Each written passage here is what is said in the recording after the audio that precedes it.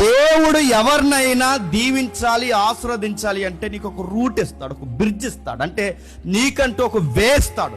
ఆ వేని బైబిల్ ఏమందంటే ఒక వరం అంది, దాన్ని ఒక టాలెంట్ అంది. నీకు ఒక గొప్ప వరం ఇస్తాడు, ఆ వరాన్ని ఉపయోగించాలి.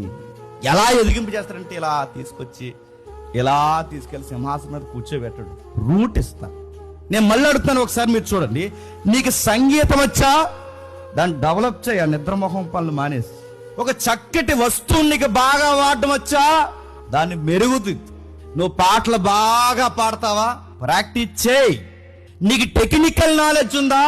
దాన్ని ఇంకా డెవలప్ చేయి. లాంగ్వేజ్ బాగా మాట్లాడతావా? దాన్ని డెవలప్ చేయి. చదువా? దాన్ని ఇంకా డెవలప్ చేయి. ఉద్యోగమా? కొత్తగా ఒక చక్కటి సారం ఇచ్చి ఒక టాలెంట్ ఏదో ఉద్యోగ రణరంగంలో క్రియేట్ చేయంటే, బిజినెస్ అయినా, ఉద్యోగమైనా, టాలెంట్ అయినా, లాంగ్వేజ్ అయినా, ఇన్స్ట్రుమెంట్ అయినా, ఏదో ఒక టాలెంట్ నీకు ఇస్తాడు. ఏ టాలెంట్ లేకుండా ఆడోళ్ళనైనా మగోళ్ళనైనా దేవుడు పుట్టించడు. నీకు ఏదో ఇచ్చుంటాడు. కానీ మెజారిటీ మన టాలెంట్ మనం ఏం చేస్తాం చెప్పిన? నిద్ర అవుతాం.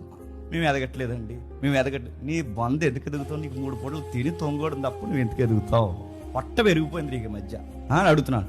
ఎలా ఎదుగుతావు? సగం జీవితం, సగం రోజు నీకు నిద్రలోనే పోతే, అరే నీకంటే ఒక టాలెంట్ ఏమిచ్చాడు దేవుడు, ఇప్పటికే గుర్తించావా?